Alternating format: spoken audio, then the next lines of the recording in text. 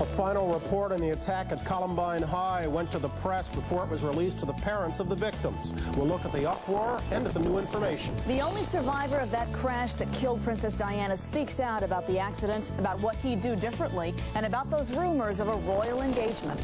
And as Gore and Bush try to sustain momentum, they're both shifting strategies and keeping a wary eye on Pat Buchanan. It's early this Monday morning, the 13th of March, 2000. From Fifth Avenue in the heart of New York City, it's Bryant, Gumbel, and Jane Clayson.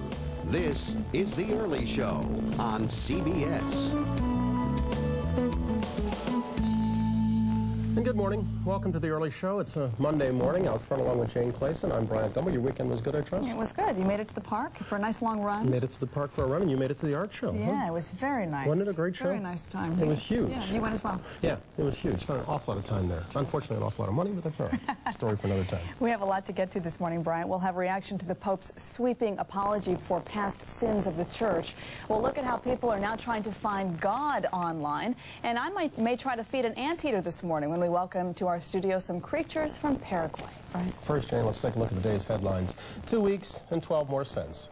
Gasoline prices are continuing to soar. A survey out this morning now puts the average price per gallon at $1.59. Higher grades are flirting with the $2 mark. Timothy McVeigh, convicted of killing 168 people in the Oklahoma City bombing, now blames his Gulf War experience for making him angry and bitter. McVeigh told CBS News that if the government is the teacher, then violence is an acceptable option. And in Vietnam, a military review for the American Secretary of Defense. William Cohen is the first top U.S. military official to visit this country's former enemy in 25 years. It's hoped the trip may bring about joint efforts to seek those Americans who remain listed as missing in action. Jane? Thanks, Bryant. After nearly 11 months, Colorado investigators are nearing the completion of a detailed report on the Columbine High School massacre. On Sunday, the Denver Post published key parts of the yet-to-be-released police report on the shooting that left 15 people dead. Sandra Hughes is in Golden, Colorado this morning. Good morning, Sandra. Good morning, Jane. Well, investigators have reportedly interviewed more than 5,000 people and examined more than 10,000 pieces of evidence for the report. But like everything surrounding this tragedy, the early release of details from the report has stirred up controversy. According to the Denver Post, Dylan Klebold and Eric Harris acted completely alone in their murderous rampage. No one knew in advance of their plans. News most families already knew or suspected, but were waiting to have confirmed by the report that police promised to give them first. Victims' parents say this incident is just the latest in a string of broken promises by police, like when authorities gave Time magazine the first look at transcripts of homemade videos made by the killers. My son was murdered at a school that he was required to go to by law. And then the officials don't even want to tell me exactly what happened. Also in the Post report, Harris and Klebold did not target athletes, blacks, or Christians. The shootings were random. They brought all the bombs in the morning of the massacre and hoped to kill hundreds with them. All 4 weapons were purchased at a Denver gun show.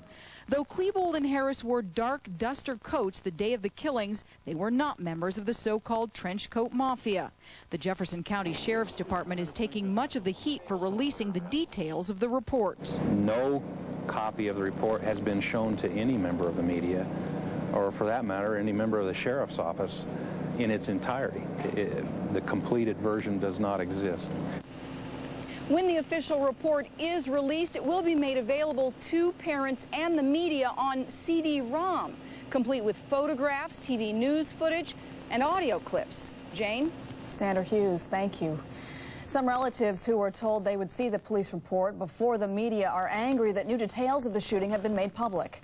Larry Nimmo is the stepfather of Rachel Scott, one of the students killed in the Columbine rampage.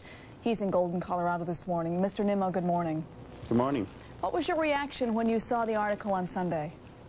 Well, my wife and I decided we were going to take a Columbine off weekend, that we weren't going to think about it. There was some family events Saturday, and we chose not to go to those. And so, you know, we decided this is going to be our Columbine off weekend. And then I get up to read the paper Sunday morning, and guess what I get to open up to is details of moment-by-moment type things from on the Denver Post. And so what's your reaction to the Sheriff's Department that you weren't told first?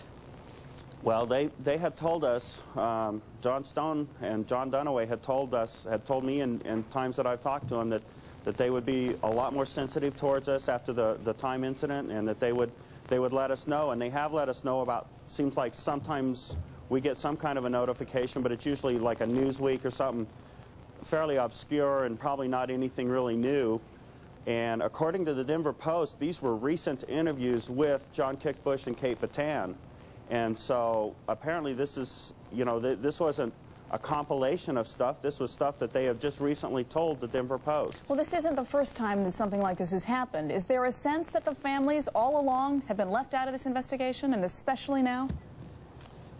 I don't know if the word left out is the proper word. It's just we're not kept well informed, and they don't have to inform us of every detail right away. If they would just let us know, you know, if they just did interviews with the Denver Post, and they should have let us know that, hey, the Denver Post is going to be publishing an article. They knew when it was going to happen. The Post is generally pretty good about telling them that, and had they just told us, hey, there's going to be an article out this Sunday, I would have kept the paper closed. I wouldn't have bothered opening it. Was there anything in the article that surprised you? Anything that disturbed you especially? No, nothing per se, other than I guess this report is basically, the way the Post made it sound, the report is basically done. They're having Kate Batten doing a review of it to make sure every detail in there is factual. Okay. Larry Nimmo in Golden, Colorado this morning. Larry, thank you very much. Thank you. Also in Golden this morning is Steve Davis, the spokesman for the Jefferson County Sheriff's Department. Mr. Davis, good morning to you.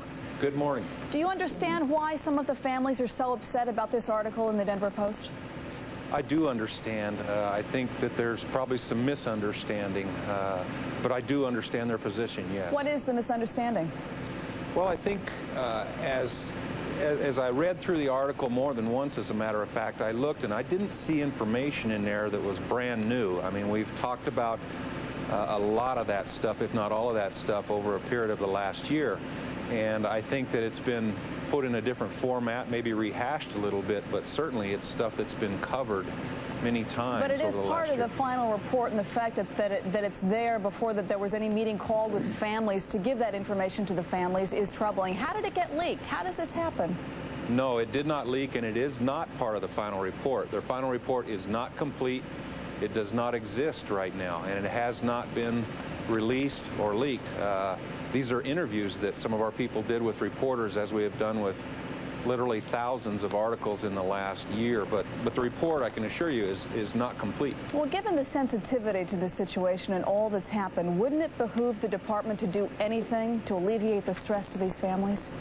You bet, and we have tried to keep that in mind for a year, and granted there have been times when we wish things would have gone differently, and if we had the same thing to do over again, you bet we would do things differently.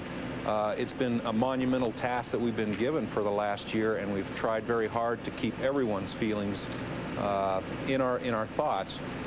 But occasionally our job is so monumental that we get caught up in it. Well, the final report on this investigation is late. It was supposed to be out in November. Will it be released before the anniversary of the Columbine massacre?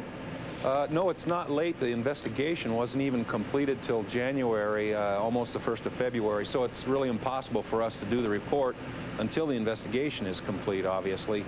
So, again, you know, it's been a couple of months since the end of the investigation itself, and we would like to, and we have always been hopeful to get that report out before the anniversary date, but there's a very distinct possibility that it could be after April 20th. Will there be anything new in that report that the families will find troubling? I think maybe some of the small details, certainly, being a family of one of the victims, there's always going to be something troubling. But I do think that I don't think that there's any major surprises or major news that will be in that report. All right. Steve Davis, Sheriff's Department, sir, thanks very much. You bet. Now here's Bryant. All right, Jane, although it's clear that George W. Bush and Al Gore will be their party's nominees, the race for the White House still has a long way to go. In our election countdown this morning, we want to look at what lies ahead in the next 8 months. Craig Crawford, our political contributor from the Hotline, is in Orlando, Florida this morning. Craig, good morning. Good morning. Both Gore and Bush are now running for the center of the political spectrum. For whom does it figure to be an easier trip? Well, I think both of them want to fill McCain's shoes if they'll fit. McCain and Bush are dancing. If they can get together and McCain's supporters feel like Bush is one of theirs, that he'll have the upper hand. But right now, Gore's jumped out of the starting gate with the better handle on those voters. Well, all I was going to say, both sides this weekend made moves to carve out a new issue, and what you're talking about with Gore is his statement, his claim that he wants to make campaign finance reform a central part of his campaign. Will it work? Right. Well, if the Pope can apologize for the Inquisition, Al Gore can become a campaign finance reformer, I guess. So that's what he's done. What about Bush and the Republicans who've now decided to make gasoline prices an issue? Will that work? Yeah. Well, they're trying it both ways, Bryant, and you can sometimes get away with that in politics. They're saying Al Gore gets no credit for the good, strong economy, but on the other hand, they're going to blame him for every cent rise in the gas tax, in the gasoline prices, claiming that his 4.3 cent gas tax that he broke the tie vote on in the Senate to pass is to blame for this. So they're going to try to make him responsible for the gas Yeah, but prices. don't they read the paper? Gas prices are going to rise till about August, then start to fall again, just in time for the election. Yeah, that's what Gore sure hopes. I mean, you know, one thing about gas prices, they can drive up inflation in the rest of the economy as that rolls through the economy. Jimmy Carter knows that. One reason he lost in 1980 was the high inflation rate that was driven by oil prices. Yeah. You talked about McCain. He's in no hurry to lock hands, sing kumbaya with Governor Bush. What's he want? I think McCain just wants to stay on the stage, see if he can spin out another couple of sequels from this. You know, he likes to call himself Luke Skywalker, but the original Star Wars is still the best movie of all. Trying to build a sequel out of that may be difficult. Should Bush be extending an olive branch to him? Yeah, he really should. I mean, he needs to get his support because I don't think Bush can win without McCain's vote. Republicans don't win presidential elections without broadening their base beyond the core support that Bush proved he could get in the primaries, and he needs those independents and Democrat crossovers. Do you expect McCain to stay true to his pledge that he is a Republican and will be a Republican come November? Yeah, if he shows the patience and resolve to you know, to avoid that, it'll amaze me. I mean, he really is you know, facing something so tempting to become the you know, the Reform Party nominee. I apologize for the silhouette we've got you in right now, Craig, but on the assumption that it's your words we're interested in, I'm going to proceed. Oh, we're back now. With the Democratic and Republican outcomes known, Pat Buchanan has again come out of the woodwork, claiming he's going to be a strong contender in the fall. How much trouble do you expect he'll be able to cause Bush and to a certain extent Gore? Well, you know, Pat Buchanan refers to himself as the troll under the bridge. He's the guy the news media are going to reach for a big story now. But I don't discount Pat Buchanan. He's very articulate. He's got an agenda. He's moderated some of the harsher parts of his message, the cultural warfare.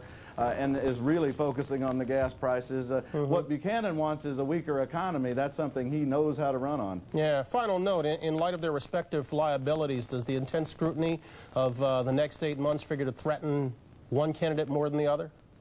Well, I think you know, George Bush and Al Gore are going to get scrutiny like we've never seen before, and they're going to scrutinize each other, the opposition research. I mean, Al Gore is going to blame anything that happens in Texas on George Bush. If people stand in line too long for driver's license, they're going to make it George Bush's fault, and consequently, and reversely, they're going to make everything Al Gore's fault, including gas prices. So they're going to duke it out for a long time. All right, Craig. Thanks. Glad you've seen the light down there.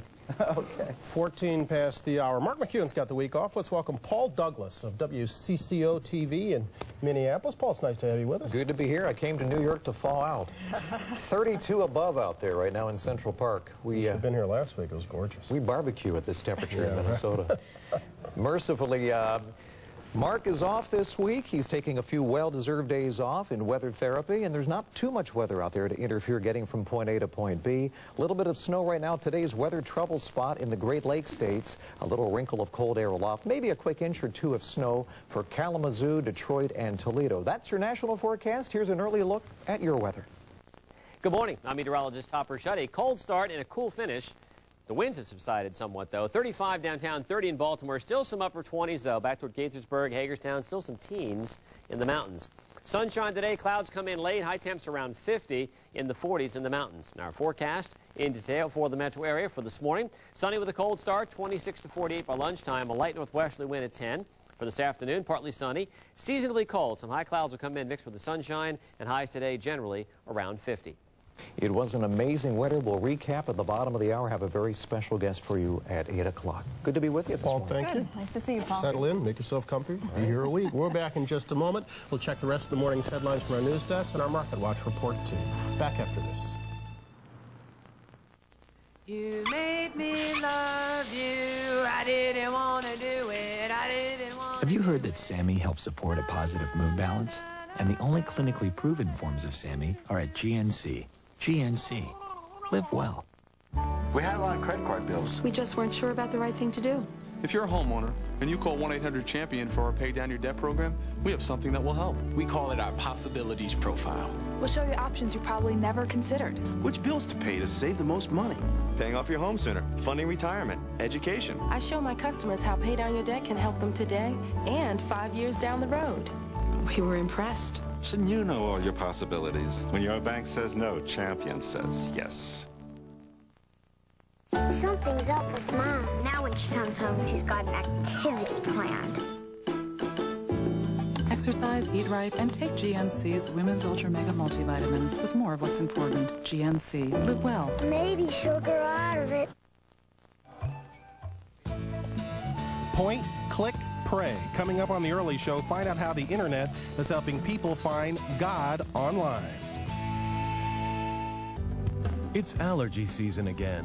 Where should you turn for relief? Benadryl? Or the leading prescription?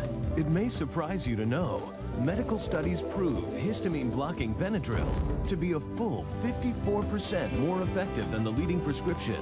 54% more effective at relieving even your worst allergy symptoms like runny noses. It's a real eye-opener, isn't it? Benadryl, proven 54% more effective. While Mike was putting up his own for sale sign, someone was helping his neighbors John and Diane with plans to sell their home. As Mike spent Saturday figuring out legal agreements and guessing his home's value, someone was preparing a counteroffer so John could help at the school fundraiser.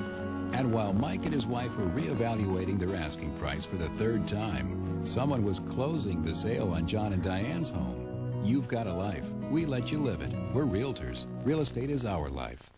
Islands of Adventure, the most amazing theme park ever created. Now thrilling families at Universal Orlando. Step inside the whimsical world of Dr. Seuss. Explore the real-life Jurassic Park. Ride with Spider-Man in the world's most spectacular 3D adventure. Come visit the all-new Islands of Adventure, one of 2 must-see theme parks at Universal Orlando. 2 parks, 2 days, one great vacation. At 7:18, we're going to the news desk and Julie Chen. Julie, good morning. Good morning, Bryant and Jane. Good morning, everyone. The International War Crimes Tribunal in the Netherlands is hearing opening arguments today in the trial of a top Bosnian Serbian general charged in the worst massacre in Europe since the Holocaust. General Radislav Krstić is accused in the 1995 slaughter of Muslim refugees in the UN-designated safe zone of Srebrenica. The remains of almost 2,500 victims have been found. Another 5,500 people are still missing. The UN admits it made a mistake by assigning only 150 troops to protect the Muslims in Srebrenica. Near Baltimore, Maryland, police are searching for a murder suspect who apparently has returned to the area where he allegedly killed 4 people. Police have told thousands of people in one town to keep their doors locked during the search. The suspect, Joseph Pelzinski, has been on the run for nearly a week.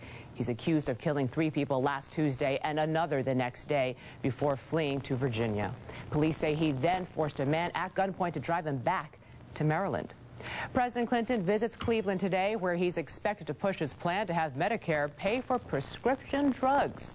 Mr. Clinton is proposing an optional limited drug benefit. Republicans say the plan is too costly and only want to cover seniors of limited means. There's another big corporate merger this morning in the news business. The Tribune Company of Chicago is buying Times Mirror of Los Angeles for $6.5 billion. Well, it's time for this morning's Market Watch with Susan McGinnis. Good morning, Susan. Good morning, Julie. Along with that media merger, we are also expecting an announcement today of what would be the biggest software deal ever. i2 Technologies has agreed to acquire Aspect Development, according to the Wall Street Journal, for $9.3 billion. That could boost i2's position in business-to-business e-commerce. Well, it's going to be another jittery week on Wall Street. Two inflation indicators are due out this week: producer prices and consumer prices Thursday and Friday. Many believe they will start to reflect the recent surge in oil prices. That, of course, raises fears of higher interest rates. Fed policymakers meet next week to talk interest rates. On Friday, the Dow lost 82 points. It was down 438 for the week. So it was a rough week last week. Could be a rough morning today. A fare hike of up to $40 round trip by Continental Airlines looks like it may stick. This is the third time in 3 months the Continental has led bids to raise fares, blaming soaring jet fuel prices. American and Delta say they have matched the hike. United and TWA say they are studying the increase. We'll follow that for you at cbs.marketwatch.com. Again, Julie, we're looking for a big drop at the opening bell. Okay, thanks, Susan. Well, got your brackets ready? Here are the top seeds in the NCAA men's basketball tournament. Duke got 23 points from Jason Williams, who set up two of Carlos Boozer's 21 in an 81-68 defeat of Maryland in the Atlantic Coast Conference Final. Duke goes into the NCAA tournament as the #1 seed in the East, followed by Temple, Oklahoma State, and Illinois. Big Ten champion Michigan State is the favorite in the Midwest, followed by Iowa State, Maryland, and Syracuse. Stanford owns the #1 seed in the South, followed by Cincinnati, Ohio State, and Tennessee. In the West, it's Arizona on top, along with St. John's, Oklahoma, and Louisiana State. 38-year-old quarterback Dan Marino is expected to announce his retirement this morning in Miami. He'll go out as the NFL's all-time leader in passing yards, completions, and touchdowns. That is the news. Now back to Brian and Jane. All right. Thanks so very much, Jules. Thanks, Julie. Diana's bodyguard speaks out for the first time. We'll have that when we come back. And we'll also talk about how the Pope has now apologized for sins of past centuries. That's after this. CBS Market Watch, sponsored by Mitsubishi Motors, makers of the new 2001 Eclipse Spider. Wake up and drive. Have you ever met someone online in a chat room? Did you exaggerate anything about yourself? Did you lie about what college you went to? Or how much you give to charity? Or were you just completely honest? And told them all about your career as an underwear model? Introducing the all-new Mitsubishi Eclipse Spider. Nicely equipped at 23.4. One less thing you need to lie about. You know my friend Mr. Moretti. He worries about the arthritis pain in my hands. So he came with me to the doctor. Now I am on a wonderful treatment. Tylenol Arthritis Extended Relief. It works as well as the leading arthritis prescription, but is much gentler to your stomach. Mr. Moretti says I have beautiful hands. Tylenol Arthritis. Take comfort in our strength. Okay, so I'm not on the new golden dollar coin. That's cool with me. I've got places to go and I've got people to meet. Anyway, the new coin is perfectly all right without me.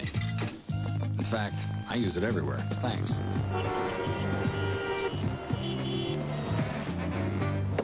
It's so money. Introducing the new golden dollar. It's changing the face of money. Besides, I still look good on paper. Around here, it's not every day we all get together. Oh, we're making them dinner.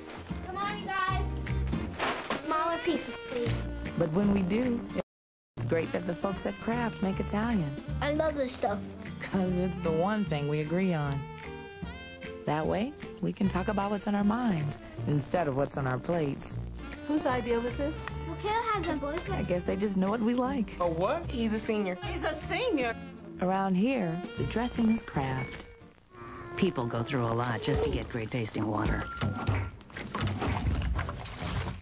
Now there's a better way. Get the Pure Touch faucet with a filter right inside. Pure Touch, exclusively for Moen. Stanley? A pen that's smooth from start to finish. Now that's amazing.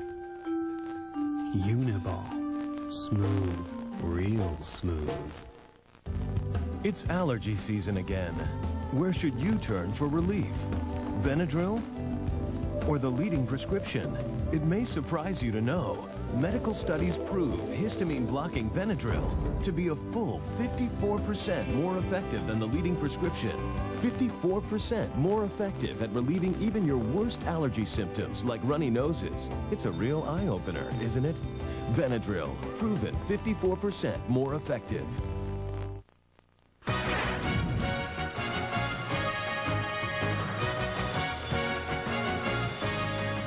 Good morning, I'm Gerald Owens at 7:25, 34 degrees. 2 people are dead after an early morning triple shooting overnight. A car with 3 people inside was shot at. 2 people inside were shot to death. The 3rd person was injured. That person was able to drive to the 6th District Police Headquarters. Only the driver survived. Police say this happened in the 50th Street and Hunt Place in Northeast. The identities of the victims have not been released. A D.C. police sergeant is on administrative leave this morning, accused of hitting and killing a pedestrian while driving under the influence. Police say Sergeant Teresa Butts had been drinking while off duty yesterday. She was driving her personal car when the accident happened in the 1400 block of New Jersey Avenue in Northwest. Police say the victim was jaywalking when he was hit. Sergeant Butts was given a sobriety test at the scene. Let's see how traffic is rolling on this Monday morning for you. Rona Mensa has that. Good morning. Good morning, Gerald. We're going to show you a map. South on 270, real big problem. Trucks stuck in the mud just south of the county line. Things are very, very slow coming down from Frederick City. Be prepared. 355 also having some delays. We'll move on. And now check out the Beltway Connecticut Avenue. It's sun in your eyes. That's the problem here. And one last look. Beltway at Telegraph Road, very slow to the Wilson Bridge. Now to Topper with today's weather. Hey, Topper. Well, thank you, Rona. Lots of sun out there. Just a brisk start. Temperature still in the 30s downtown, 35 in Nashville, 30 up in Baltimore, and still some upper 20s in the suburbs, 28 in Hagerstown, still some teens in the mountains, 15 out in Elkins. High temperature today, 50 degrees. The winds will subside. Wind's not much of a problem. Clouds will be on the increase a little bit, so becoming partly sunny. High temps today again around 50. Thinking about painting your car? Stop thinking, do it. Maaco's still offering the Ambassador Paint Service for only $199, the best economy paint service in America. For a great finish and a beautiful deal, call 1-888-MAACO-USA. Our guarantee is our promise. If you're not happy with your glasses, you can bring them back.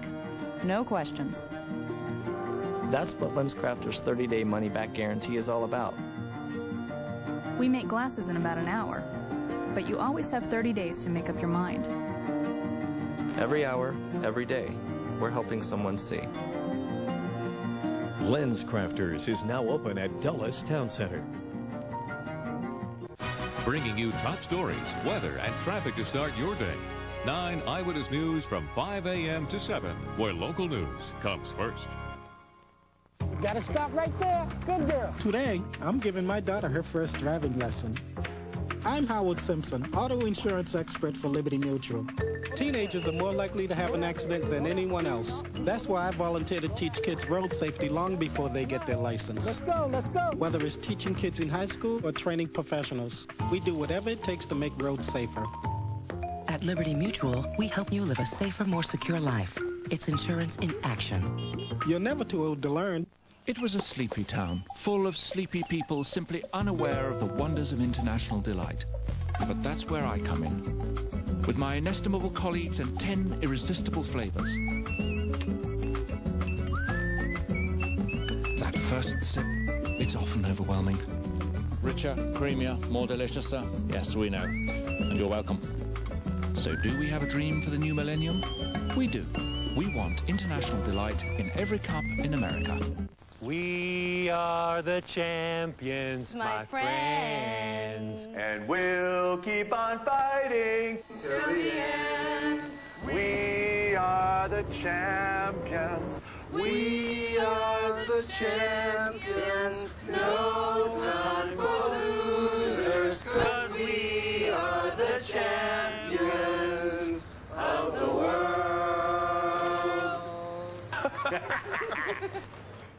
Amazing Blue Star Ointment stops itching fast. Athlete's foot, jock itch, psoriasis, ringworm, scalp itch, stops corn and callus growth fast. Winter itch, dry cracked feet. The original. Ask for it.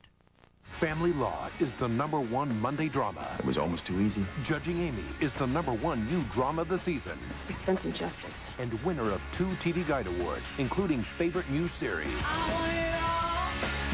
I want it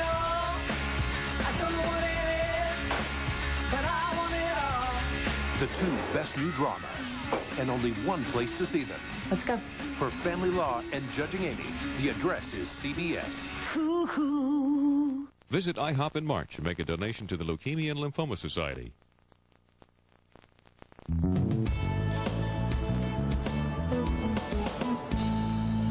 Back 7:30 on a Monday morning. Good look at the Hudson. That's the GW Bridge. You're looking to the Jersey side there. And that's our flag on top of it, I think. Yes, indeed.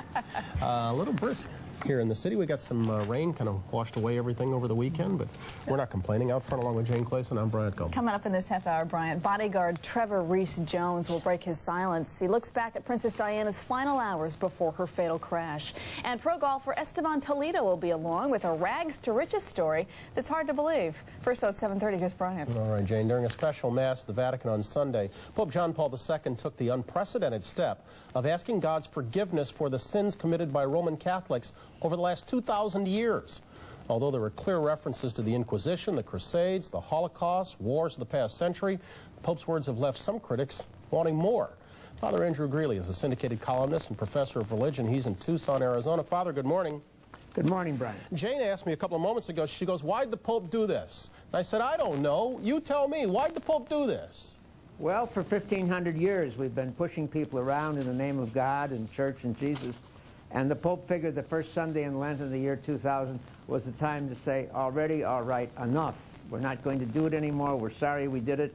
And to serve notice on all Catholics that there's just no room for religious bigotry or oppression in the world today. But why now? Why this sudden bolt of light for the Pope? I mean, he's lived through Lent before. He's the first Pope in history to do it. And as I said, it's long overdue, long past time. But he's been building up to it through the years. And the Second Vatican Council and its document on religious freedom and on the Jews sort of is the background for this.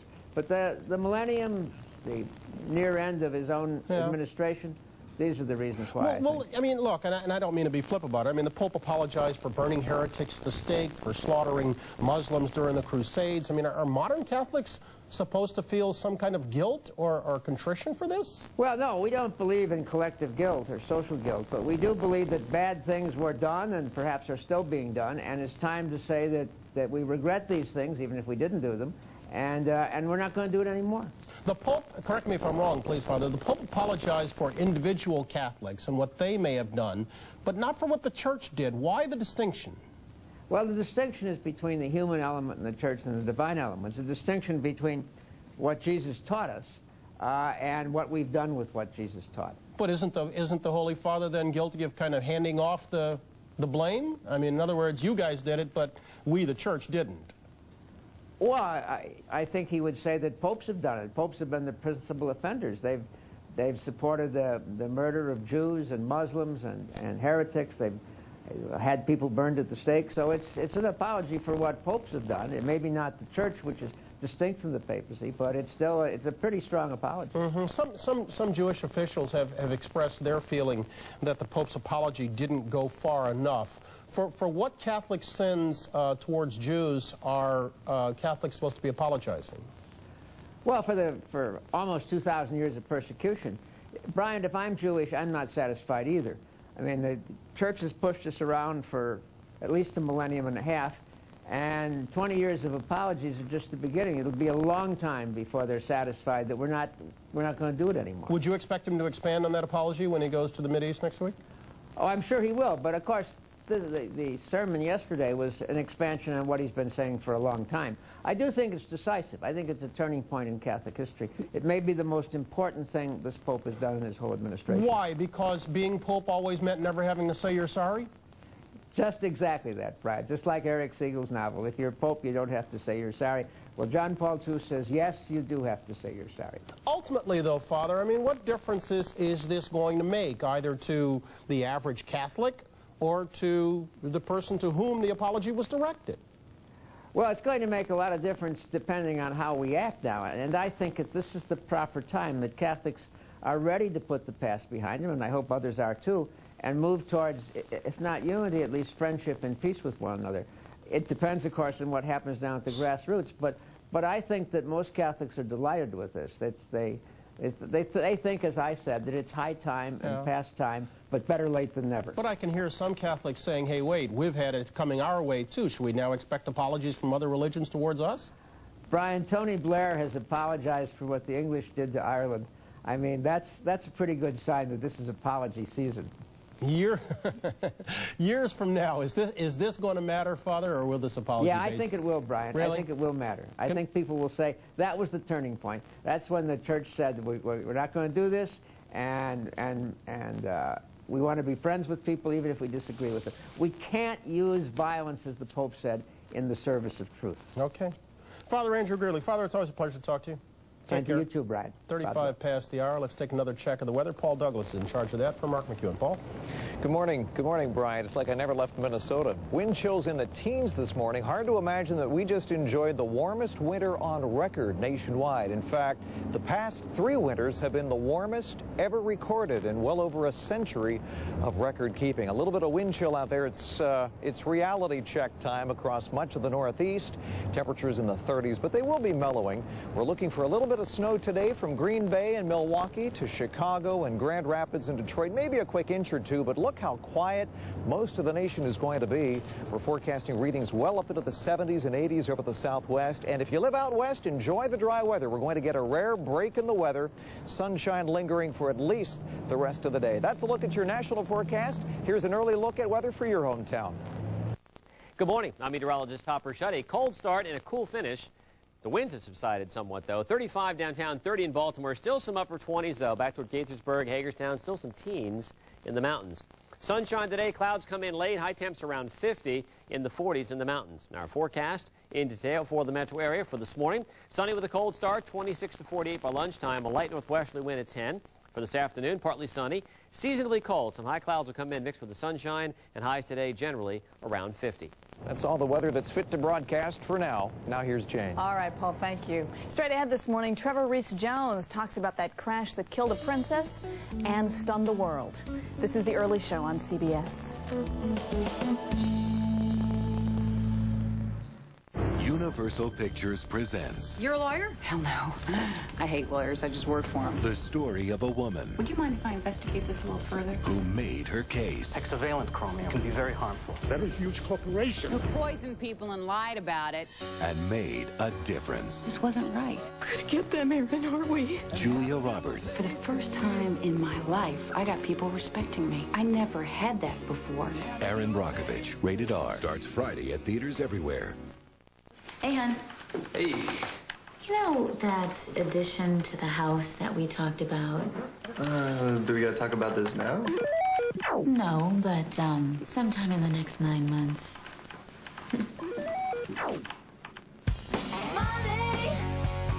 Money changes everything. The quickest way to handle all your financial needs is wingspanbank.com. The bank that saves you time, makes you money.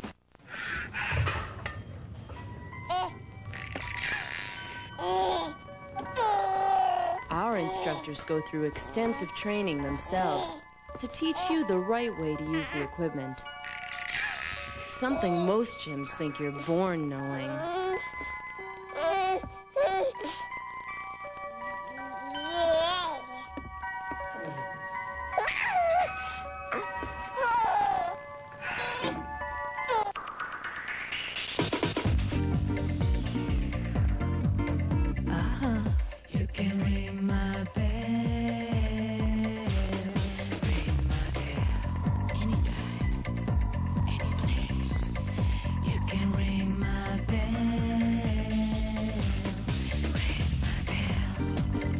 Places your home phone can only dream about.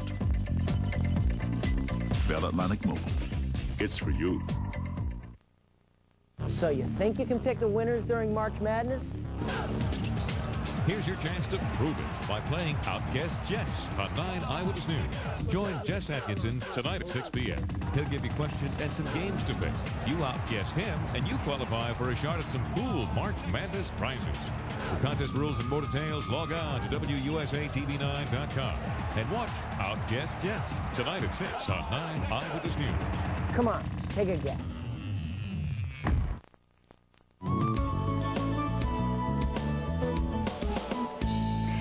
of the last people in the world to learn that Princess Diana died in a Paris car crash was bodyguard Trevor Rees-Jones. Rees-Jones, the only survivor of the 1997 accident, was fighting for his own life in the same hospital where doctors tried to save the fatally injured princess. Now, 2.5 years later, he has written the bodyguard story. The bodyguard's first-hand account of Diana's final weeks is not quite the romance portrayed in the tabloids and by Mohammed Al-Fayed, father of Diana's companion Dodi Al-Fayed, who also died in the crash. Rees-Jones first met Diana when she and her children vacationed with the Al-Fayed family. Diana then returned for a private holiday with Dodi.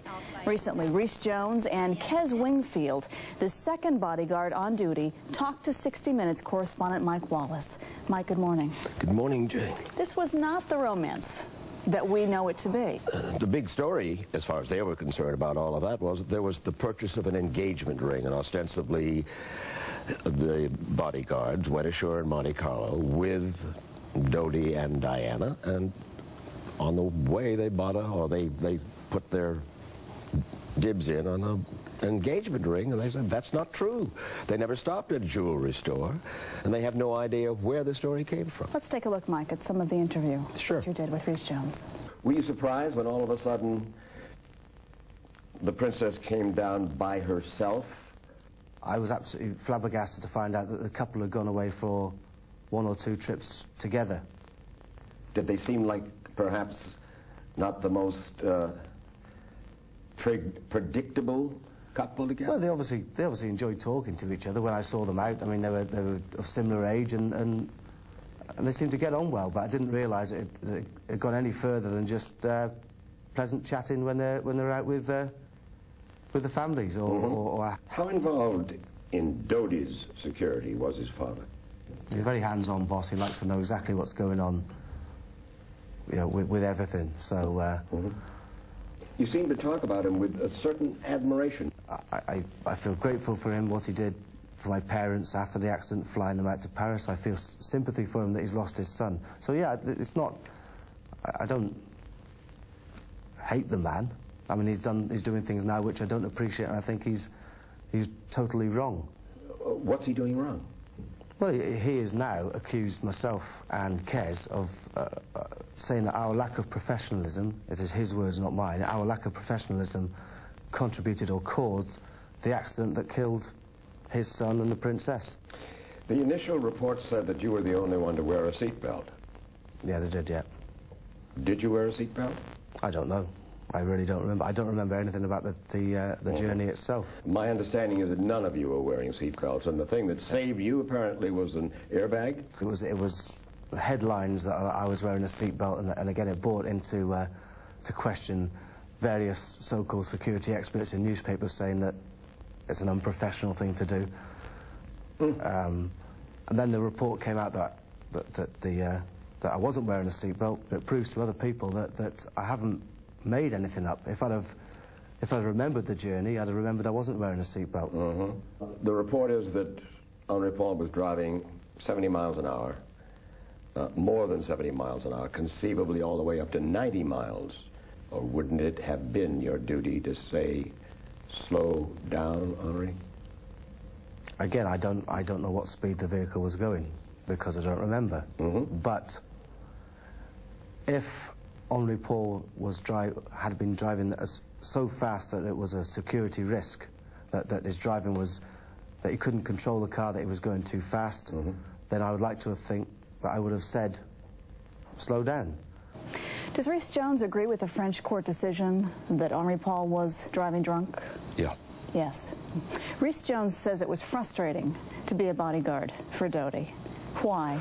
Well, because Dodi was a pain in the neck. I mean, he didn't want to tell anybody where he was going ahead of time, so it's very difficult for a bodyguard to set up security. Why is he coming forward now? He's angry at Mohammed Al-Fayed, who in effect is blaming him for the crash, and of course it's inaccurate. Mohammed Al-Fayed has come up with a conspiracy theory that says that the British royal family, the British government, and the CIA here were in a conspiracy to kill Dodi and Diana to prevent their marriage. And to those, Mike, who say that he's cashing in on the princess now, you would say? No, he was offered $1 million by the National Enquirer, turned it down. He was offered similar sums by various tabloids in England and turned it down. He finally is writing it because he wants to set the record straight about his responsibility and those of his fellow bodyguard, Kes Wingfield. Whether or not he was wearing that seatbelt, why is that such a controversial point? Because if he was wearing a seatbelt and didn't see to it that the other people were wearing seatbelts, that certainly is unprofessional. The other question is, why did he not perhaps determine that Henri Paul was indeed under the influence? We can't get enough of this story. Mike Wallace, thank you. Jane. Good to see you. We'll be right back.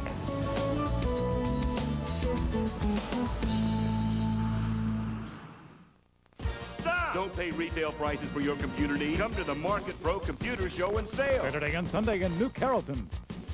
The Market Pro Computer Show and Sale is your computer product headquarters. Hardware, software, printer, CD-ROM. Get it all in one place. Bring the whole family to see the latest in computers, multimedia, games, and accessories. Learn about the internet and the World Wide Web. Prices so low, they blow the stores away. This Saturday and Sunday at Ramada Conference and Exhibition Center in New Carrollton. You know, this is a beautiful lawn. Don't believe me? Here, I'll show you.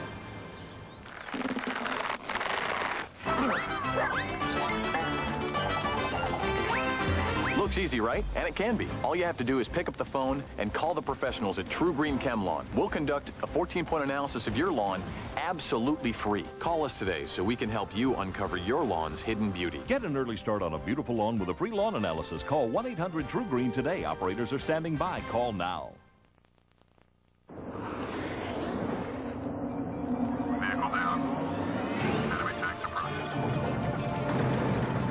Northrop Grumman technologies are changing the world as we know it. Advanced computers and electronic systems are working together faster than ever, producing real-time solutions to real-time problems. When information shifts, the balance of power shifts. Technology's edge. Northrop Grumman. Still ahead on The Early Show, our Box Office Plus has the weekend's winners and losers at the movies. This is The Early Show on CBS. Well, I'm a pollen, dust, cats. He's a dog's, elm tree, mold. He's your classic mold. Most people with allergies have more than one. Among leading prescription antihistamines, only Zyrtec is approved to treat both year-round, indoor, and outdoor allergies. To learn more about Zyrtec, ask your doctor. In studies, drowsiness was the most common side effect. Others included fatigue and dry mouth. Most were mild or moderate. Zyrtec, lots of allergies, just one pill. 7,000 times a day, 685 times an hour. Once every 6 seconds, a GM owner puts their stamp of approval on the quality of our cars and trucks by coming back to buy another GM. It's the ultimate expression of loyalty. And to us, the ultimate compliment.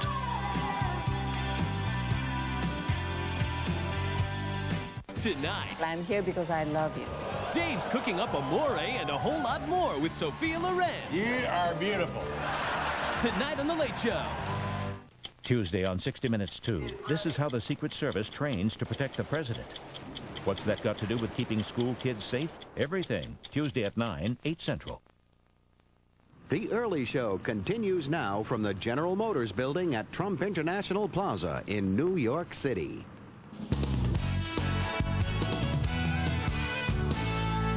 In pro sports, rags to riches stories are fairly common, but few are as compelling as the story of pro golfer Esteban Toledo. In Michael D'Antonio's new book, Tin Cup Dreams, Toledo's improbable rise from poverty in Mexico to the luxuries of the PGA Tour is a story that seems scripted in Hollywood. Esteban, good morning. Good morning. How you been? Thank you for having me on your show. Nice of you to come. And look, you were the youngest of 10 children. In what kind of environment were you born in Mexicali? You know, I was born in a 2-room house, beat up, no electricity, no water, and it's just a struggle from the beginning. You know, it's always been. It's not exactly a country club. How'd you get into golf? Well, it's only I can see is the golf course on the other side of the river. My house, it was just across the river about 100 yards, and that's the only thing I can see there. This golf wasn't your first love, though. Your first love was boxing. Well, boxing, yeah. I did it just because I want to make a little money and take care of my family. So you became a pro fighter. Correct. Decent one. You were 12-1. 12-1. Yeah. Why'd you stop? I had appendicitis operation and I quit. You ever wonder about what could have been? Well, I want to be the champion of the world. Of course. Try to make money. But realistically, how good would you have been? I was very good. Excellent. But not as good as golf, but it's a challenge in life. I mean, you struggle and you want to make it, and it doesn't matter what it takes to do it. You know, it's tough. Your pro golf career truly began when you met a man named John Minnis, a man you now call Dad. What did he do for you? I tell you what, it's like God sent me that couple right in my life. I mean, I own them in my life. I mean, they make me. They pay so much money just to make it in golf, and he brought me from this little beat-up house to who I am now. He basically staked you on tour, right, and believed Correct. in you. Without those two people, there's no way I could be here. No way. You wound up working as a grinder on the Asian tour and the European tour. You were on those tours for how long? 3 or 4 years. Did you ever think just say goodbye? I've had it. No, well, yeah, in 93 I almost gave up. He told me, he said, if I don't make it in 3 years, why don't we just do something else? But you know what? That's a dream that everybody wants. I had the chance. I have to give it up in 3 more years. If I don't do it, it's over. And man, I'll tell you, it's a struggle. You can do anything you want to do if you have dreams. And I have my dream and my goals in my life. You're 38 years old, but you've yet to win on the PGA Tour. Do you feel you truly belong? Of course. I've been there on the tour for 4 years, definitely. Can you play out there? Can you win out there? You bet I can. If you don't win out there, will your career have been a success? Of course. Definitely. I have my family. I got everything I need now. What do you want readers to take away from the book? My book is just 10 Cup Dreams. It's about my life. It's about how I grew up.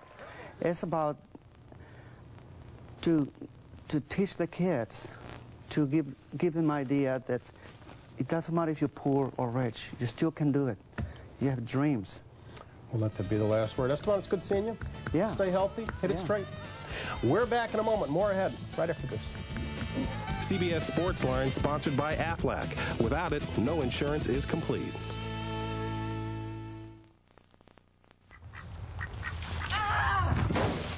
Well, when I got hurt in this work, thought I had supplemental insurance. Supplemental insurance? What's that? Aflac. Well, even best insurance doesn't give you cash to cover things like lost pay, other expenses. This does. What does? Aflac. Shouldn't ask about it at work. Really? And what's it called? Aflac! Aflac. Without it, no insurance is complete. Aflac! As a pediatric oncologist, I spend a lot of my day reading lab reports, looking at x-rays, and studying cell counts. When my eyesight started to change, I turned to Verilux. Their progressive lenses let me see near, far, and everywhere in between, easily and comfortably. So at the end of the day, having that kind of eyesight, well, it isn't just helping me. Verilux, the comfort of better vision. People in Hollywood aren't always famous for looking natural. That's why I love new Natural Contours by Cross Your Heart. It's a look that's more rounded, more curvy, more... Look at me. Natural Contours. New. From Cross Your Heart. Oh, you remember this? You know that I love you. Oh, you do you? I can't help myself. Can't go to work. I love you and nobody else. Okay, so I'm not on the new golden dollar coin. That's cool with me. I've got places to go and I've got people to meet. Anyway, the new coin is perfectly all right without me. In fact, I use it everywhere. Thanks.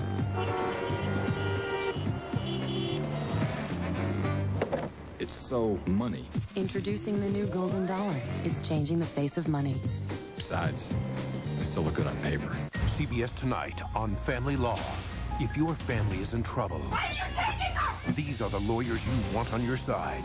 The only person I have to care about is your son. Critics say Family Law has intriguing stories and a great cast. I am just what you need, an excellent attorney.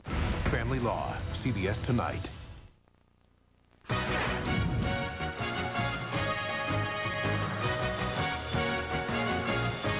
Good morning, I'm Gerald Owens at 7:55, 35 degrees. This morning, lab specialists with the Bureau of Alcohol, Tobacco, and Firearms will start analyzing 17 pipe bombs found in what's left of a house in Prince William County. Investigators say Robert Fetro's home was a virtual pipe bomb factory. The house and a rented van were destroyed when Fetro inadvertently set off one of the devices in his basement last week. The 56-year-old retired Fairfax County social worker was killed in that explosion and fire. Police want to know what Fetro intended to do with the bombs. We believe they could have been obviously used or were intended to be used, possibly, to injure individuals or destroy property. What those targets were or what that target was, we don't know at this time. But obviously having 17 pipe bombs loaded into a van would certainly indicate that they were going to be removed from the house and taken somewhere, and where, we don't know at this point. We hope to find out, and that's why the investigation has continued. More than 24 ATF agents searched the 5-acre property on Saturday for more explosives and a possible reason as to why Fetro had them. Let's see what problems on the roads may affect your morning commute. Rona Mensa has that from the Eyewitness Traffic Center. Good morning. Good morning, Gerald. One of the problems we've got, I'll show you on a map. Northbound 295, accident occurred near the Suitland Parkway. What you'll find is it's in the left lane. Traffic is very, very slow now coming up from Portland Street, and the westbound freeway is still struggling to recover, the eastbound freeway struggling to recover from the earlier problem we had there. Now to the Legion Bridge on the Live 9 network. Things very slow here, down to Tyson's Corner, and at the Beltway at St. Barnabas Road, very slow traffic. Now to Topper with the weather. Hey, Topper. Well, thank you, Ron. Lots of sunshine. Still a cold start, though. Temperatures mid-30s downtown, 30 out in Baltimore, 28 still in Hagerstown, and still in the teens in the mountains, 15 in Elkins. Temperature today hovering around 50, so about 5 to 6 degrees below average. Clouds will come in, though, a little bit later on, too. Sunshine to start, partly sunny to finish, 51. 60 tomorrow, though, 65 on Wednesday. And then a pretty strong cold front rolls through here Thursday and Friday. That will lower temperatures back in the 40s by Saturday. Everything's coming up dresses. Everything's coming up dresses. Shop shopping at Ross. Dress for success. Dress to impress. Dress for much, much less. Just $19.99. Everything's coming up dresses. Shop shopping at Ross. This week at Ross, save up to 65% on a huge selection of the top labels, including plus sizes. Everything's coming up dresses. Just $19.99. When you're shop shopping at Ross. I have osteoarthritis of the knee. Before my doctor told me about drug-free Synvisc, knee pain made getting around difficult. But now, at least I'm able to do some traveling. Synvisc supplements the knee's natural joint fluid and works to cushion and lubricate the knee joint. Synvisc treatment is short, too. It goes directly into the knee in just 3 doctor visits over 15 days. And that could mean relief from your knee pain. The most common side effects are temporary pain and/or swelling in the injected knee. Advise your doctor if you are allergic to chicken products or if your leg is swollen or infected. Results of repeat use have not been established. Hey, let's take that walking tour. Well, sounds good to me. For more information about drug-free Synvisc, see your doctor or call 1-800-463-1615 for a free information booklet and a list of Synvisc providers near you. Thinking about painting your car? Stop thinking, do it. Maaco's still offering the Ambassador Paint Service for only $199, the best economy paint service in America. How do we do it? Maaco paints more cars than anyone, 12 million, still counting. And that's why we charge less than anyone. Our Ambassador Paint Service is only $199. Maaco gives more value than anyone. What's value? Quality and price. For a great finish and a beautiful deal, call 1-888-MAACO-USA. Let's work together. Come on, let's work together. Because together we will stand, every boy, girl, woman, and a man.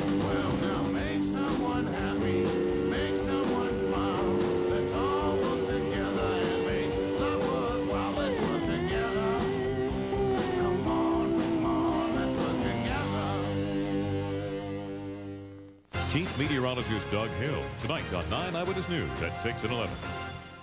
9 Eyewitness News, where local news comes first.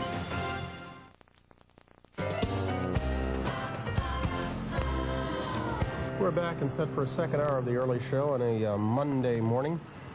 Back inside on 59th and 5th out front along with Jane Clayson. I'm Bryant Gumbel. Straight ahead in this hour, we're going to see how some people are, turning to the internet? God online. God online. Prayers online, church online. God.com. Anything else? Yeah, that's right. Something fundamentally wrong with that, has come to this. In my opinion. We'll talk to some folks about that this morning. We'll also see why some parents think it's better to delay the start of kindergarten for their kids. And Joan Embry will be along with some special exotic animals from Paraguay. I don't mind the anteater. I don't mind the lizards. The armadillo. It's the hawk that'll get you. Yeah. Well, we'll send you right out that door over there. I'm not real nuts about things that fly. Fly right on your head. No, that will not happen. That will not happen. We'll have hawk and croute for dinner. Let's go to the news desk. 801, Julie Chen. Good morning, Bryant and Jane. Good morning, everyone. It's been almost 1 year since the massacre at Colorado's Columbine High School. And this morning, a Denver newspaper is reporting details from the final police report. Sandra Hughes is in Golden, Colorado. Sandra, good morning. Good morning, Julie. Well, it's reportedly a minute-by-minute log accounting for every bullet shot and every move made during the murderous rampage. According to the Denver Post, Dylan Klebold and Eric Harris acted completely alone. Also in the Post report, Harris and Klebold did not target athletes, blacks, or Christians. The shootings were random. They brought all the bombs in the morning of the massacre and hoped to kill hundreds with them. All 4 weapons were purchased at a Denver gun show. A victim's family member talking this morning on the early show says he's upset that the families didn't see the details of this report before it hit the papers. And I get up to read the paper Sunday morning, and guess what I get to open up to is details of moment-by-moment type things on the Denver Post. A Jefferson County Sheriff's spokesperson denies that anyone in his office recently talked about details of this report to the paper. In fact, he says the report isn't even complete yet. Julie? Okay. Thanks, Sandra. Sandra Hughes in Golden, Colorado. There's mostly positive reaction from American Catholics this morning to a sweeping apology issued by Pope John Paul II. Alan Pizzi reports. With all the pomp and circumstance of its history, the Roman Catholic Church did something unprecedented, staged a ceremony to ask forgiveness for its own sins. Decreed by Pope John Paul II as essential for the Church to enter the new millennium, the service in St. Peter's Basilica was called the Day of Pardon. We forgive, the Pope said, and we ask forgiveness. Cardinals clad in the purple robes of Lent intone the Church's mea culpa for what is termed acts of violence in the service of truth, which is how the Vatican describes the treatment of heretics during the Crusades, the Inquisition, and the conversion of native peoples. Conspicuous by its absence, however, was any mention of specifics about the position of the Vatican in World War II. The failure of the Day of the Pardon to name names and deal specifically with what is seen as church acquiescence to the Holocaust tempered Jewish reaction to the event. I can't say it went far enough, but it was certainly a further step towards better understanding, and I think it has a certain contribution for the future. There is also disquiet over Vatican plans to beatify Pope Pius IX later this year. He is accused of having driven Roman Jews into a ghetto in the 19th century and of having kidnapped a Jewish child to raise as a Catholic. Pope John Paul II dealt with it all at the end of the service in a prayer, the essence of which was, never again. Alan Pizzi, CBS News, Rome. In London, a painting stolen by the Nazis during World War II is now back with its rightful owners. The painting handed over this morning is the first stolen art to be returned by a British museum. Experts say there may be hundreds of such artworks in museums around the world. This is Decision Day in Washington, where a high-level science competition for high schoolers is wrapping up. Lee Cowan has the story. Today is the day 40 budding young scientists will find out who among them has nabbed one of the most prestigious science honors, known by some as the Junior Nobel Prize. It's like winning the lottery. It really is. The Intel Science Talent Search has brought together some of the best and brightest young minds in the country, competing against each other with projects most of us can't even pronounce. I sit back and my eyes are wide open at the knowledge these people possess. Some kids know more about my project than I do. This contest has a prestigious track record. It's produced 5 Nobel Prize winners, and more than 90% of the students go on to careers in science. 17-year-old Lucas Haft chose to explore the social sciences by devising a project to test New Yorkers' honesty. He intentionally lost pieces of mail in phone booths, coffee shops, even near parked cars. The result? More than half his letters were mailed back, giving him a new research tool and making him a finalist. I don't really think I have that great of a shot. The people here are just so brilliant that everyone deserves to be top 10. Perhaps the only thing around here that doesn't take a rocket scientist to figure out. Lee Cowan, CBS News, Washington. American Beauty scored big at the 6th Annual Screen Actors Guild Awards. Its stars Kevin Spacey and Annette Bening received the Guild's Best Actor and Actress Awards last night in Los Angeles. The cast also won the award for ensemble acting. It's seen as a good omen before the Academy Awards, which is, by the way, 2 weeks away. And now here's John Roberts with a preview of tonight's CBS Evening News. Tonight, you trust them to be honest, but we found some government food inspectors who are on the take, earning kickbacks from wholesalers in a multi-million-dollar scam. And America investigates tonight on the CBS Evening News. And that is the news this morning. Now here's Jane. Thanks, Julie. With everything from books to brokers, auctions to elections online these days, it was only a matter of time before religion found its place on the web. We take a closer look this morning at the comfort many worshipers are finding from others on the internet. Nat Shaw, father, grandfather. Prayers are needed for placement into a kind and loving nursing home and for the ease of his final stage in life.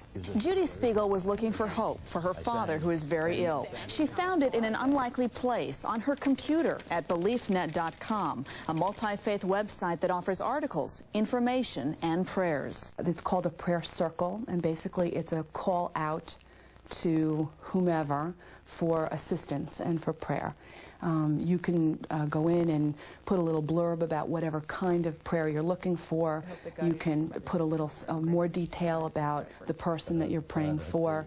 And then you can ask for assistance. Shake it, baby. Within a couple of days, I had a tremendous response and quality, beautiful prayers from an enormous number of faiths, and I was just so warmed by it. BeliefNet is not the only religious website. On crosswalk.com, you can enter a Bible study group. You can join in e-prayers on ibelieve.com. And the number of people logging on for spiritual guidance is growing. It hasn't made me a religious fanatic, but it has enhanced my belief, and it has put me back in touch. And put her father in the loving environment she had hoped for. And what I really found was that spirituality crosses all faiths, and that's the bottom line, is that this keeps the spirituality and the religion in my life daily. I love you. I love you too. Steve Waldman is co-founder of BeliefNet.com. Also with us is the Reverend Canon Susan Harris. Good morning to both of you. Good morning. Steve, let me start with you. What exactly do you do on your website? Well, it's a mix of some parts of it are articles, some provocative, some are advice-oriented. Then do you pray online? We have prayer circles. We have interactive memorials. We have online guided meditations. Church services? We're going to have church services. So it's a mix of both inspirational, direct assistance, and ideas. Reverend, what's your take on this? I have mixed feelings about it, I have to say.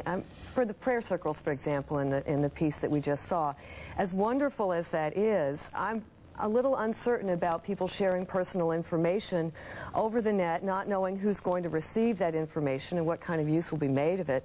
I find with my parishioners that they drop their guard faster at the computer screen than they do in a group with other people. I'm not sure that's a great thing for a human being to do, so I'm a little wary about it. I'm very wary about the idea of doing worship online. It may be wonderful, but it can't be a substitute for being in church. Is it a substitute? Do you see it as a substitute for actually going to a chapel or to a parish or a synagogue and worshiping? No, I really don't. I mean, if at the end of the day everyone stayed home from church to sit in front of their computer screens, we'll have failed miserably. It's really an enhancement. It's a way to bring more enrichment to your experience. And I think the same thing is true with prayer. You get things from an online experience that you don't get in person, but there are also things in person that you can never replace online. But isn't it so easy to do it online, to pray online, to soon go to church online, that it could possibly take the place if you're sort of a lazy person? You say, well, I've done it online today, I don't have to go in. There are things you just can't get online that you can get in person, but there also are things you can get online that you can't get in person, and the anonymity of it actually is part of the value. People do open up to each other online in a way that they don't in a physical situation. And that's not necessarily appropriate, you say. Well, also because the anonymity goes both ways. You don't know who you're sharing with. For example, if someone writes back advice online, you don't know who you're hearing this from. You don't know how old they are. You don't know what they look like. You don't know what their experience is. And you wouldn't do that with someone on the street. So to me, there's just a big gap between the way we're operating online and the way we are in the real world. And isn't part of a church service, the interaction that you have with people when you go there, that sense of community that you have with someone? That's the best part. I think, you know, it often makes people uncomfortable. I mean, you think about churches like my own in the Episcopal Church where we exchange the peace now at communion. It took people a long time to get used to that. They didn't like touching each other in church or shaking hands or making eye contact. But it's a good thing, even if you don't particularly like the person that you're with. It kind of roughs us up a little bit, and I think that's a good thing. Being online, you're very protected. Nobody smells bad if you're online. You know, and I think that we might be losing some of that rough contact that helps us learn. Steve, you want to respond to that quickly? Well, I have a question for you. Just that online relationships, the ones that you can build online, are real. They are very powerful, very emotional relationships. It takes a different form. Sometimes it takes a while, so you have to look for different cues than you would in person. But if you've seen what goes on online, these are very powerful relationships. You're selling ads on your website. Do you worry that there's something sacrilege about people coming on to your site for spiritual guidance, spiritual solace, being bombarded with this sort of advertisement? Well, we're only going to end up making money on this site if we're actually providing something useful in services to people. If we're not, it won't work as a business. But we're keeping ads off certain parts of the site that are more worship-oriented, or like the prayer circles, memorials. You won't find ads there. Do you think that this is the future of religion, Reverend? Oh, I hope not. I really hope not. I like some of these sites myself, but I get bored. I get impatient with them, and I want the real thing. And I'm sort of assuming that a lot of people will experience it that way, and they'll eventually go back to church. I do worry about people who can't get out, for whom this does become the main thing. I like BeliefNet as a site, but there are a lot of sites that just don't come anywhere near that are superficial or lack the depth. Okay. Reverend Canon Susan Harris, Steve Waldman, my thanks to both of you. Thank you. Mark McEwen is off this week. We're going to go out to Paul Douglas of WCCO-TV Minneapolis with another check of our weather this morning. Good morning. Good morning, Jane. A nice, brisk, invigorating New York morning out here. Some very special guests joining me. You may have noticed these shamrocks decorating the windows and walls of your favorite eating establishment, your favorite merchant. William White is a representative of muscular dystrophy, and he's here to tell us where we can find these shamrocks and what they mean, and tell us more about where we can get a hold of these. Sure. The Shamrocks Against Dystrophy program is a chance to buy a little luck for a buck. Okay. We have these happening all over the country. The best part is when you buy one of these shamrocks in your hometown of Medford, Oregon, or Anchorage, Alaska, you are keeping that money right there in the community. And around the country, you can buy it at places like in grocery stores like Albertsons and Kroger. In the restaurant industry, places like Burger King, Outback Steakhouse, and Pizza Hut. Convenience stores like Ultra Diamond Shamrock, Citgo, department stores Ames, Walmart, and any place that sells Anheuser-Busch was probably involved as well. Okay, now everybody knows about Jerry's Kids and the telethon coming up, but this is a big fundraising effort, right? A lot of money is raised to send kids to summer camp? Right, for a lot of things. We send kids to summer camp. We have clinics in every state in the country. We have support groups not only for caregivers but for our clients as well. We give help with people buying wheelchairs, support devices, things like that. That's great. Well, William, thank you very much. Get a hold of one of these shamrocks. You have a few days to do so. Let's check the weather right now from coast to coast. It's a nice, quiet morning. Our weather this morning is sponsored by Nicoderm CQ, the power to calm, the power to comfort, and the power to help you quit. All right, here's what's happening nationwide. A little bit of snow for the Great Lakes states, maybe an inch or two for Toledo and Detroit, but otherwise lots of sunshine. And if you're heading down to Phoenix, 78 degrees, that's without the wind chill. Slather on the number 400 sunscreen. That's the national forecast. Here's an early look at weather for your town. Good morning. I'm meteorologist Hopper Shutt. A cold start and a cool finish. The winds have subsided somewhat, though. 35 downtown, 30 in Baltimore. Still some upper 20s, though. Back toward Gaithersburg, Hagerstown, still some teens in the mountains. Sunshine today. Clouds come in late. High temps around 50 in the 40s in the mountains. Now, our forecast in detail for the metro area for this morning. Sunny with a cold start, 26 to 48 by lunchtime. A light northwesterly wind at 10. For this afternoon, partly sunny. Seasonably cold. Some high clouds will come in mixed with the sunshine. And highs today generally around 50. All right, don't forget to get your shamrock. Eloise is here. Eloise, you have something very important to say, right? Please buy a shamrock to help MDA and kids like you and kids like me. Thank you very much and have a happy St. Patrick's Day. And who do you want to toss back to? Back to you, Brian. Eloise, thank you very much. We're going to come on back in just a little bit. Straight ahead, a space expert gives us his take on Hollywood's mission to Mars. You're watching The Early Show on CBS.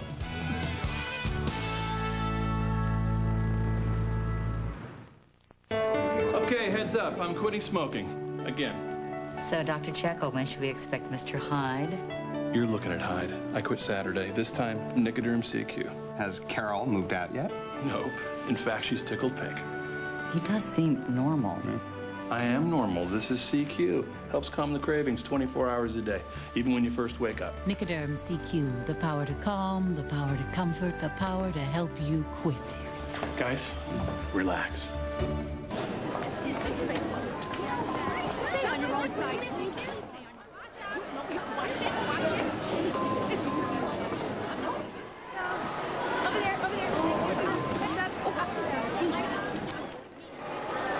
It used to be, in order to save money, you had to wait for a sale. Not anymore. Now you can go to netmarket.com. 800,000 items, 1,400 brands, all at great prices, 365 days a year. Yes, I need to report my bag was stolen. We were on the beach, and I turned around for 2 seconds, and my bag was, excuse me, my wallet was in there, and my husband's wallet, and I had about $500 worth of cash. I don't understand this. This has like never happened to me before. I just don't know what to do. We only turned around for 2 seconds. Every night we have to write reports and read all these chapters, and it used to take me forever. Then I couldn't remember what I read to answer the questions. Man, I hated it. Sometimes homework problems are really reading problems. At Sylvan Learning Center, we use our skills assessment to uncover hidden problems. Then we personalize programs to correct them. Homework doesn't throw me off now. Everything's coming together. If your child is struggling, call Sylvan at 1-800-EDUCATE. Success is learned. CBS Tuesday. This case gives us the opportunity to do something special. Judging Amy is the #1 new drama of the season. I'm wondering if there's anything I can do to help. Winner of 2 TV Guide Awards, including Favorite Actress and Favorite New Series. All I'm saying is that I don't think we're all that different.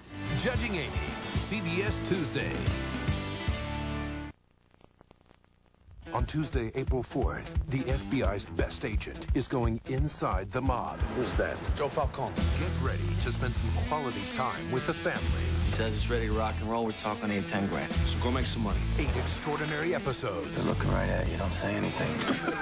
1 television event. There's a contract out in your life. And where do you get this kind of information? WiseGuys.com? Jason Gedrick stars in Falcone. Bang, bang, bang. Go inside. CBS Tuesday, April 4th. Mission to Mars is on Gail O'Neill's mind this morning. Gail, good morning. It's on my mind for good and bad reasons. Good morning, Bryant. It was one small step for man, one giant step for Mission to Mars at the box office this weekend. The movie skyrocketed into first place, proving that filmgoers can't get enough of the outer space stuff. Here's a look at what else made the top 5, according to Hollywood.com. Mission to Mars had revenues that were out of this world. The first place film brought in $23 million. The Ninth Gate kept the doors open at the box office, earning $6.7 million. My Dog Skip is still doing well for a small film, sinking its claws into 3rd place. The Whole 9 Yards is still within the zone at number 4, and getting close to the magic $100 million mark is American Beauty, grossing $3.6 million this weekend. Mission to Mars may have been a successful expedition at the box office, but was it true to scientific fact? Okay, we're ready to light this candle. Let's go to Mars. Movie critics grumble Mission to Mars wasn't worth the ride. But one physics expert says it was a successful launch of the realities surrounding off-screen space travel. They get their physics right, they get their orbits right, they get the gravity right, 0G and otherwise. Marker, action! Now, this is a movie after all, and the goal is entertainment. But Tyson argues getting the facts right improves the film's audience attraction. What often happens in Hollywood films is that they portray some scene, they get the physics wrong, they get the science wrong, but had they gotten the science right, the scene could have been richer or more interesting. And that's where I complain. Look, what are you trying to tell us? You're trying to tell us that that's the face. And while Tyson applauded the film for its honesty and attention to the dangers of space travel, he did criticize Hollywood for one unoriginal space image. It's not possible. Somebody put that thing there. It's not us. This alien, it had the triangle-shaped head with almond eyes and long skinny limbs, and it had 4 fingers.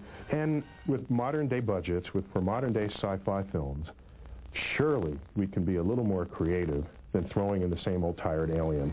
And what about the physical depiction of Mars? Aside from a few scenes looking a little bit like Arizona, which is everyone's favorite alien landscape, no, they did very well.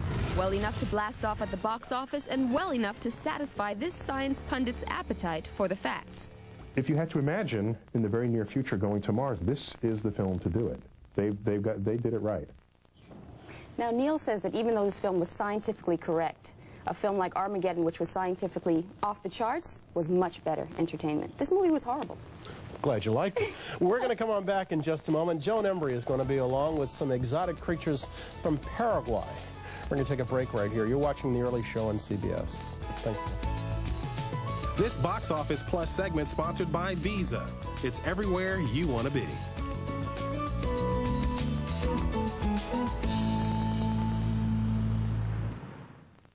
What I was trying to do here was capture the hopelessness of modern life. There's no vases, no fruit, it's just quiet. It's permanent, but yet expansive. It's the same here as it is from here. In fact, it's me. You ran out of paint and the art store wouldn't take a check again, right? Right. Consider the Visa check card instead of checks or cash. It's fast, easy, and accepted everywhere Visa is, so you can get what you need. What I was trying to do here and get on with life. Capture the Americans. We work more, play more, sweat more, eat more, and our clothes show it. That's why we created a detergent that does more. New Purex Advanced, with a double action formula that fights tough stains. Action 1 removes dirt and surface stains, while Action 2 goes deeper to help remove the remaining traces of stains. So get more out of life. We'll get more out of your clothes. Purex Advanced. You don't breed champion dogs to get rich. You do it for the love of the breed. Fortunately, what a dog needs to thrive doesn't cost much. Room to play, fresh air, caring, knowledgeable guidance, and pedigree. Pedigree, developed with vets, recommended by top breeders. Around here, we like to eat things that taste good. And who could blame us? The folks who make Kraft salad dressings must have read our minds. They've got a whole bunch of dressings called Light Done Right, our favorite flavors with half the fat. And they taste better than anything light has a right to. Light Done Right. I guess they just know what we like. Around here, the dressing is Kraft. Have you ever met someone online in a chat room? Did you exaggerate anything about yourself? Did you lie about what college you went to? Or how much you give to charity? Or were you just completely honest and told them all about your career as an underwear model? Introducing the all-new Mitsubishi Eclipse Spider. Nicely equipped at 23.4. One less thing you need to lie about. 40 million faces have to face cold sores. No face should have to face another one alone. Today there's prescription Denavir, the only antiviral cold sore medicine. Smooth on Denavir and it penetrates to block the virus that causes cold sores, so it helps healing at the tingle or the blister. Imagine, in 4.5 days wearing a smile instead of a cold sore. In studies, a few people experienced headache and redness. Call 1-888-DENAVIR or ask your physician or dentist. Help cold sores disappear with antiviral Denavir.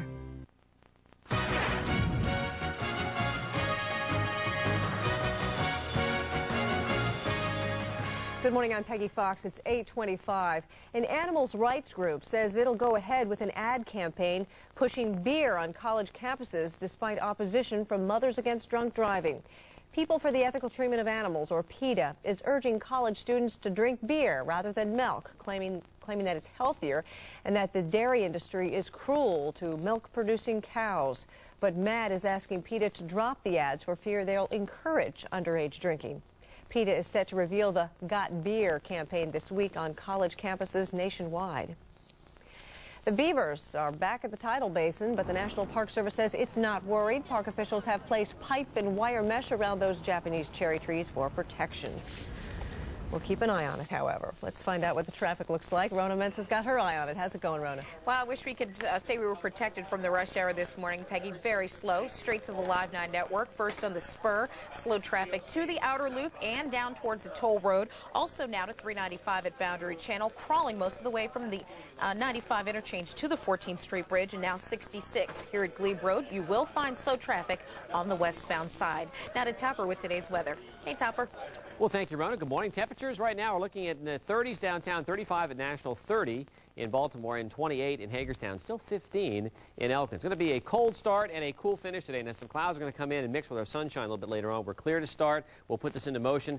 Look back to the west, though. We find some clouds already in Ohio and Kentucky and Tennessee, and those will mix with our sunshine a little bit later on. Our forecast for this morning, sunshine, a cold start, temperatures 26 to 48 for this afternoon, partly sunny, highs around 50. Discover the difference now at your Mercury dealer. Because when you choose outerwear by Mercury, the premium SUV Mountaineer, you get hardware by Dell, the powerful GX1 computer at no extra charge. Now computing power matches commuting power. Discover the Mercury Mountaineer and get low 2.9% limited term APR financing and no charge extras like leather seating surfaces and a Dell computer to boot. And reboot. Discover the difference. See your Mercury dealer now. Bringing you top stories, weather, and traffic to start your day. 9 Eyewitness News from 5 a.m. to 7, where local news comes first.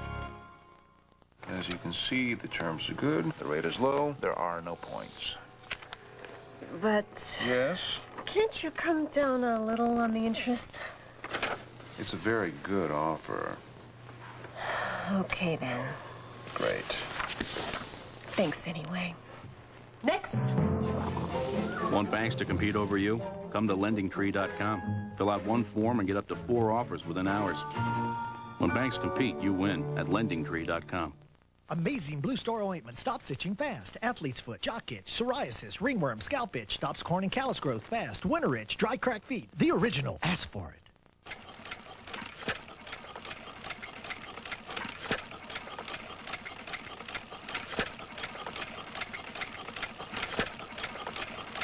With gas prices the way they are, we'd like to take this moment to add a helpful little reminder. The very fuel-efficient Civic from Honda. Now get special financing as low as 4.9% APR for 36 months on all new Civics. What to do for dinner that you know will be a winner, Vanderkamps. Vanderkamps! When it's crunchy, they can't wait. Won't have to tell them, clean your plates. Have a wave of fun for dinner, Vanderkamps. Crunch a bunch of fun with Vanderkamps. To learn how families communicate, we've secretly replaced the miller's daughter, Sarah, with Cellular One employee Fred Coates. Let's take a look. Young lady, you are grounded. What? It's past your curfew. You didn't call. But I didn't know how to reach you. We were worried sick. But no buts, little missy. March. Okay. Man, this is lame. That's good learning. It helps us create wireless plans like Family Talk. Now get free nights and weekends plus $50 rebate. Cellular One.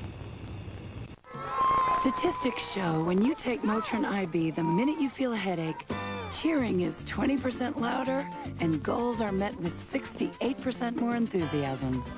Motrin IB, life is too good to feel bad. Which anti-wrinkle cream is recommended #1 by dermatologists? Neutrogena Healthy Skin Anti-Wrinkle Cream. The first daily retinol cream with SPF 15. Clinically proven to both treat and help prevent fine lines and wrinkles. Neutrogena Healthy Skin Anti-Wrinkle Cream. WHUR 96.3 FM. Music to your ears, your body, your soul.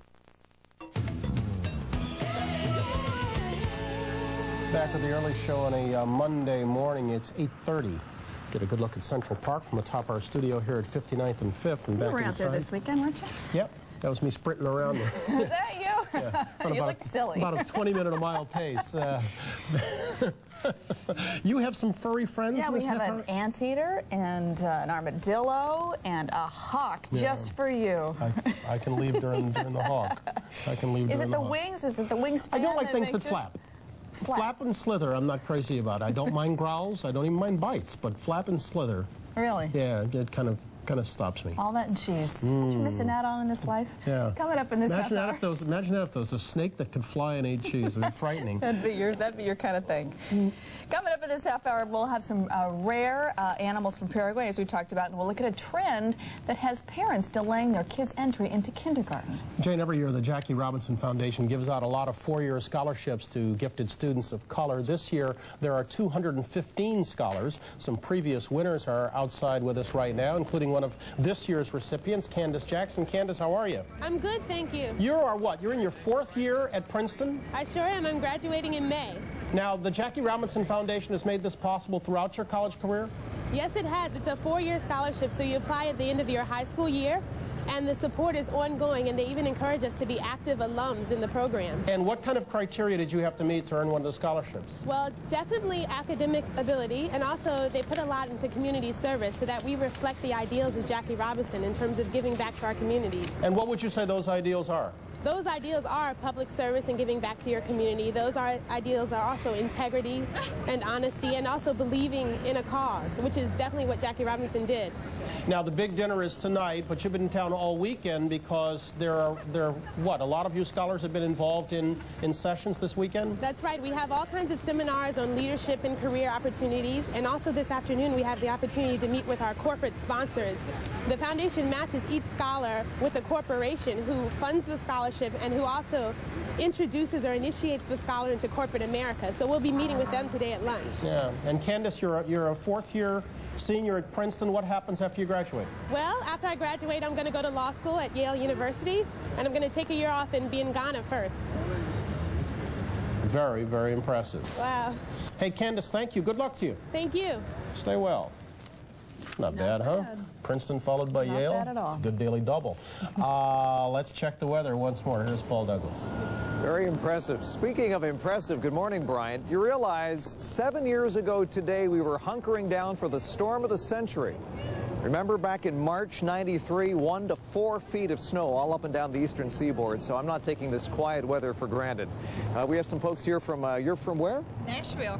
Nashville, Tennessee? Yes. You having a good time here in New York? We're having a ball. Are you? Uh-huh. Do you watch the early show in Nashville? Sometimes I do. I get up that early, so. Well, you're going to be watching from now on, right? Yes, I am, every day. Well, welcome to New York City. It's great to have you all here. Y'all. All right. Let's check the morning weather map. A mercifully quiet day. It looks like getting from point A to point B will be a breeze. Mondays are tough enough and the weather will not be interfering unless you live in Michigan or Indiana or Ohio. Now tomorrow, a big storm moving into the Pacific Northwest and a soaking rain is going to be developing for Houston and Mobile and New Orleans, but otherwise a pretty quiet map. March can be a very volatile month weather-wise, but it looks like a pretty quiet week shaping up for most of America.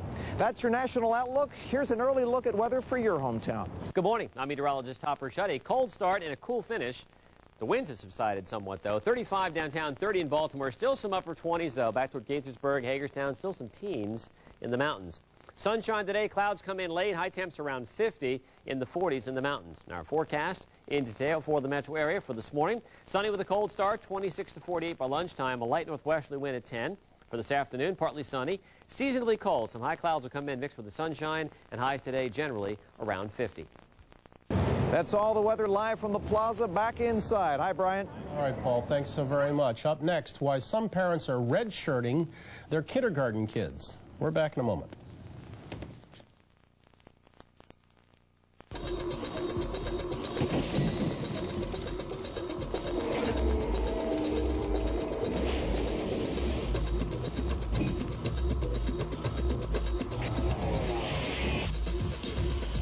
Discipline creates performance. As of the most recent calendar year end, the AIM Weingarten Fund outperformed the S&P 500 for a 30-year period, something only a handful of mutual funds can claim. The idea is discipline, the purpose is performance, the name is AIM. Oh, I think people are definitely confused about which flea and tick protection to use for their dogs and cats. Yeah, there's others out there, but fact is, Frontline's still the best. That's because Frontline kills 100% of fleas within a day. And only Frontline kills all major ticks, including the one that can carry Lyme disease. There it is. Oh! For fleas and ticks, Frontline is the veterinarian's #1 choice. Oh, he agrees. 3 minutes from now, a heart attack victim will be rushed into this emergency room. Medication will be injected. IV fluids will be needed. The patient will be protected from infection. Breathing will be assisted. And one more life will be saved. Mrs. Hanson? Yes. Hi, I'm Dr. Moore. Her husband's doing fine. Oh, I'm so glad. Thanks to advanced medical techniques and a material we call plastic. In the dream, you are moving toward a horizon. And when you arrive there, you find wondrous things. A world filled with elegance and grace. With clean lines and unassuming beauty. Where the dream meets reality is just on the horizon. Introducing Horizons by Ethan Allen. Furniture that's as tastefully priced as it is designed. There's a sale on now. People in Hollywood aren't always famous for looking natural. That's why I love new Natural Contours by Cross Your Heart. It's a look that's more rounded, more curvy, more... Look at me. Natural Contours. New. From Cross Your Heart. When you get to your sinus pain before it gets to you with Motrin Sinus Headache, you can put your sinus pain to bed while you stay out all night. Motrin Sinus Headache. Life is too good to feel bad. Ready, set, go! With Johnson's Baby Shampoo Gel, the thick, rich gel doesn't slip between my fingers. Even if my toddler does. Gotcha. It's the only gel with Johnson's No More Tears formula. And it makes washing Casey's hair so easy and quick. And there's more time to enjoy bath time. Johnson's Baby Shampoo Gel. Not just gentle, Johnson's gentle. This Family First segment sponsored by Johnson & Johnson, where the best ideas for babies are born.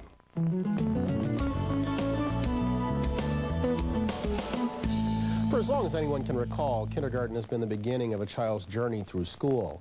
But now there are questions being raised about when children should take that first step. Offspring magazine, in its premiere issue, takes a look at a trend called kindergarten redshirting. Delia Marshall is the magazine's deputy editor. Delia, good morning. Good morning, Let's start with a working definition. What is redshirting your kindergartner, and why is it being done? Redshirting your kindergartner is delaying your 4-year-old 1 year before he goes into kindergarten. Say you have a child whose birthday is a week before the cutoff date. So you decide to hold him back for a year and send him to school the next year when he's almost 6 years old. Why? Because he is arguably better at math, reading, and general skills? When you just at face value, it just seems like a no-brainer. The kid is a little bit younger than all the other kids in class. You think, why not? Why not give him an extra advantage and keep him in preschool for another year and let him enroll in kindergarten when he's a little older, a little bigger?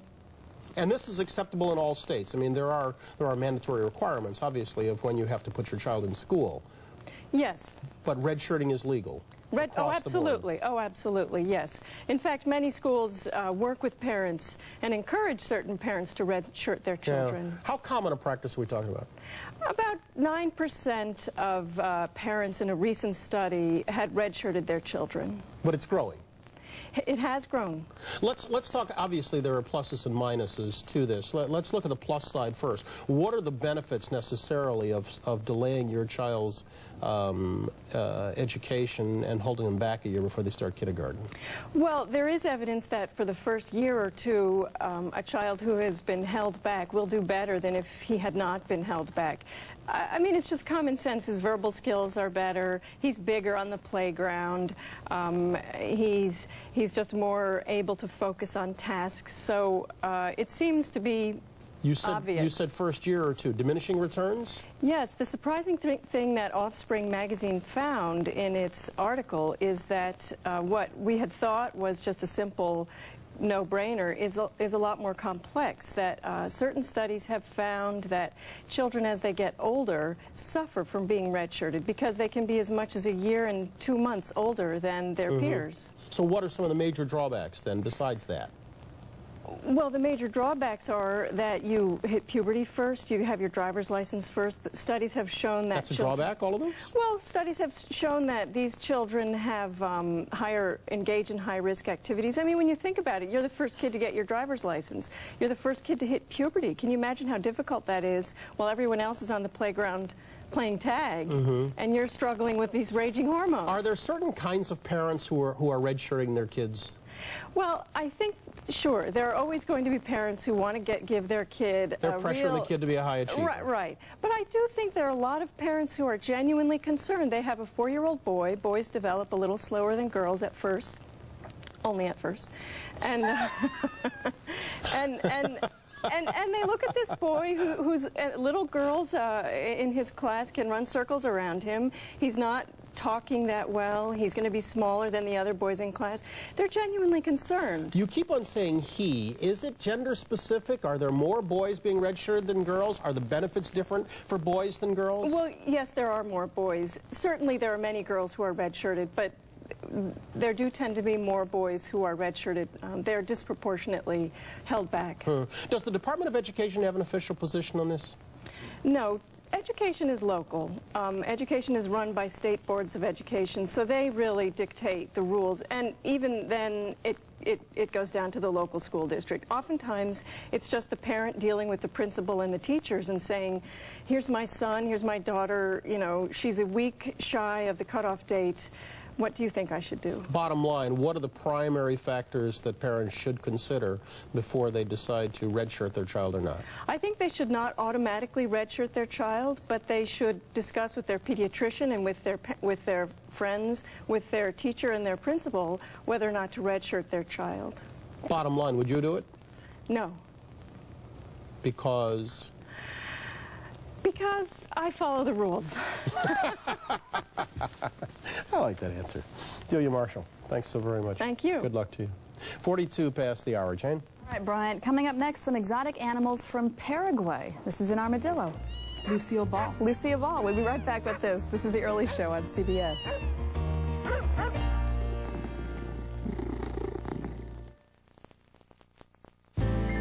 When it comes to wireless phones, what I want is straight talk.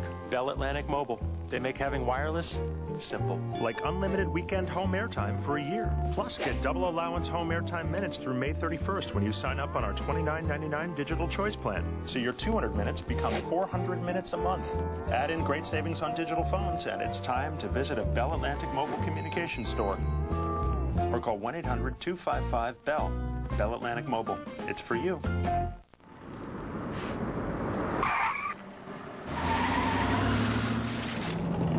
Shortcut.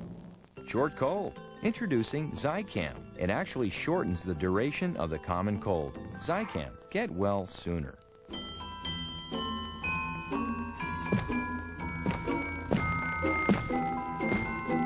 Short stuff. Short cold. Ordinary cold remedies just mask symptoms. Get Zicam and get well sooner. Hey, hon. Hey. You know that addition to the house that we talked about? Do we gotta talk about this now? No, but sometime in the next 9 months.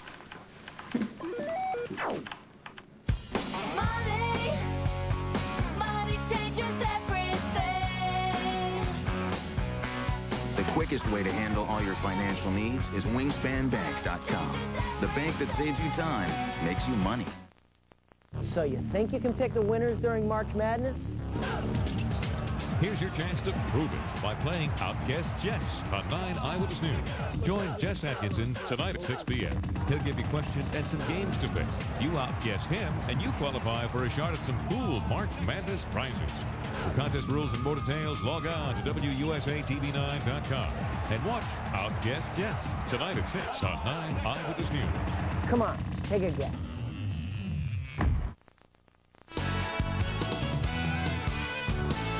One of the most exotic places in the world is located in central South America, in the nation of Paraguay. There you'll find the relatively unexplored Chaco region. A variety of animal species make their home within the dense terrain of the Chaco region. But in recent years, hunters and urban development have threatened the existence of many of these animals. Joan Embry, the ambassador, the conservation ambassador for the San Diego Zoo, is here this morning. Good morning. Good morning. And we have some interesting animals that come from that region. Some that we've heard of before, right, but we didn't necessarily know they came from there. We have flyers, crawlers, unusual animals found only there. We're going to start by bringing in Tiercel, who is a Harris hawk. This bird flies every day, stooping in free flight 500 feet down into an amphitheater at San Diego Wild Animal Park. And this is a bird that has adapted quite well, even with people moving into its habitat. This is a bird of prey, but one of the few that is a communal hunter, so they work collectively with one another. And what is his wingspan? And it's a Harris's hawk. Wingspan is probably about 3 feet here. And endangered? And not yet endangered, but because it's so adaptive. Not all species are as adaptive as the Harris hawk. We'll send him back off. There he goes. Bryant can come back in the room now. The bird's gone. Incredible birds. Yeah. But the next animals coming up maybe aren't quite so lucky as the Harris hawk. So if we bring in our lizards. Because these are some of your endangered. There you go. Okay. Oh my. Look at that. And what we are looking at now are the tegu lizards. And if you look at yours, which is younger, you can see on a real close-up, it's beaded, like hand beadwork. Incredibly beautiful skin, and that's what the tegus are known for. They're the largest lizard found in the vicinity, but unfortunately... And these are hunted for what reason? They're hunted for boots. And they're also eaten, and they also consider them the fat layer under the skin to have medicinal advantages. So unfortunately for them, that forked tongue, Joan. Right, that tongue is picking up particles in the air which enable them to smell. It goes back to an organ in the roof of their mouth, and that's how they find their food and their way. This is the external ear. Incredible animals. They get up to about 4.5 feet long, storing fat in their tail. And we don't know a lot about their movement and activity. So we have a research team down there right now who are working on conservation programs, and they're looking at how to track these animals, identify how they utilize their habitat, and how to give them a chance in the future, because they are important to the people who live there. As their population grows, they'll Parents need... are they? What kind of mothers are they? They actually lay their eggs in termite nests or in nests in the ground and then leave the eggs. They lay about 6, and they hatch out about 7 inches in length. So the mother leaves the eggs, and then they have to progress on their own, eating insects when they're smaller, and then they eat everything that moves or has moved as mature animals. Thank you. Now we're going to show you a fascinating animal. Oh, here's the fun. I'm going to hold on for dear life for this one. And you know, after the last episode, I tell you were really somewhat safe here. The last animal you brought bit me. This is an edentate, has no teeth. Okay. It's the giant... But big claws. Big claws, about 6 inches long, that are used for ripping open termite mounds. And this animal consumes up to 30,000 ants or termites a day. And you can actually maybe show the tongue by offering on this side the honey. So this is a very specialized animal, and when you destroy its habitat, you of course eliminate this animal because of its very specialized existence. The tongue is 24 inches long, and it uses its claws to rip open these termite mounds, and then the tongue comes out and picks up all of the insects. They can be dangerous. They can be mean. They can kill a full-grown jaguar with one good swipe. They disembowel it using those long hook-like claws. And they can also be fast? And they can kind of gallop almost at the speed of a horse, so they move pretty well. This one was found, his mother was shot by a hunter. So when the Trans-Chaco Highway was put in, it divided up and gave access to the environment for hunters and people to develop. And what he likes to play rough, we'll bring out his toy. You should see those claws. They're really Maybe long. we can show the claws with the toy. He'll come over. He would be riding on his mother's back, but when his mother was killed, the hunter didn't have the nerve to shoot the baby because it was so cute. It was taken to a conservation station we have in Toledo, and that gave us the opportunity to help the individuals develop a diet and raise him. And when he started tearing up their home, he came up here to the zoo so that we can show people these magnificent animals from Paraguay and why it's so important to give them the support. We endangered this one? This one is threatened, and we help students who are working on their PhDs and their masters work in the habitat so that they learn how to manage their own environment in their own backyard. This tail is fascinating. It's like a big broom, and sometimes people wonder what that tail is all about. When he sleeps, he folds it completely over his body, shading his eyes, probably protects him from the elements. And you can see the way he's using his feet and using his claws to play with his toy, and they have great dexterity with their claws. And they'll ride on the female's back until they're about half grown, half adult size. So then the next animal we're going to bring up is the He doesn't want to go, Joan. He wants to stick around. We'll leave him there. Okay. And, you know, we showed it earlier. Are any of these natural enemies to the other? So would he want to eat this one? This animal will inhabit anteater burrows, or holes that they dig out. And it is full grown. And if we set her down, hoping that Sue can watch the anteater, maybe she'll move about. And now there she goes. Let me see if we turn her around. You can see her little ears. She's a three-banded. Now, there are quite a few species of armadillos. They all have different chromosome structures. This is the only one that can roll tightly into a ball to completely protect itself from predators. And what's amazing is when you watch them move, they're kind of like a little wind-up toy. See how she'll move and then stop and investigate, move and then stop and investigate. Let's see if we can turn her around. About 2.5 pounds, right? Right. And they can move along at a pretty good clip. Now when I pick her up... Oh! And this is the interesting part. She'll stay slightly open until she feels something come close, and then she'll close up, which allows her to pinch protect herself. A nose of a predator or a person.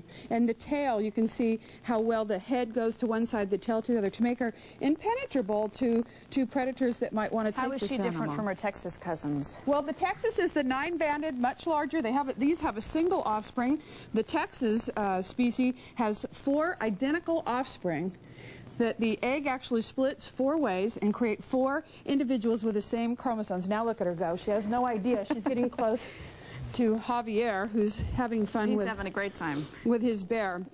And the bottom line is that if we want to enjoy these specialized animals, we have to give some protection to their habitat in the wild, and it's going to take a lot of scientific work to learn that. What needs to be done to protect them, set aside critical habitat corridors, so as ranching develops and roads are put in, we can still enjoy the magnificent wildlife found there. Oh, that's great. Looks like a bocce ball. Don't throw this across the room. I thought it was a coconut when you were holding it. It is really amazing. You look like a golf ball. Oh, I know. Uh-oh. There we go. Now you can see the claws. We got to get on out of here. Joan, thanks so very much. That does it for us on this day. We'll see you tomorrow. Have a good one. This is great.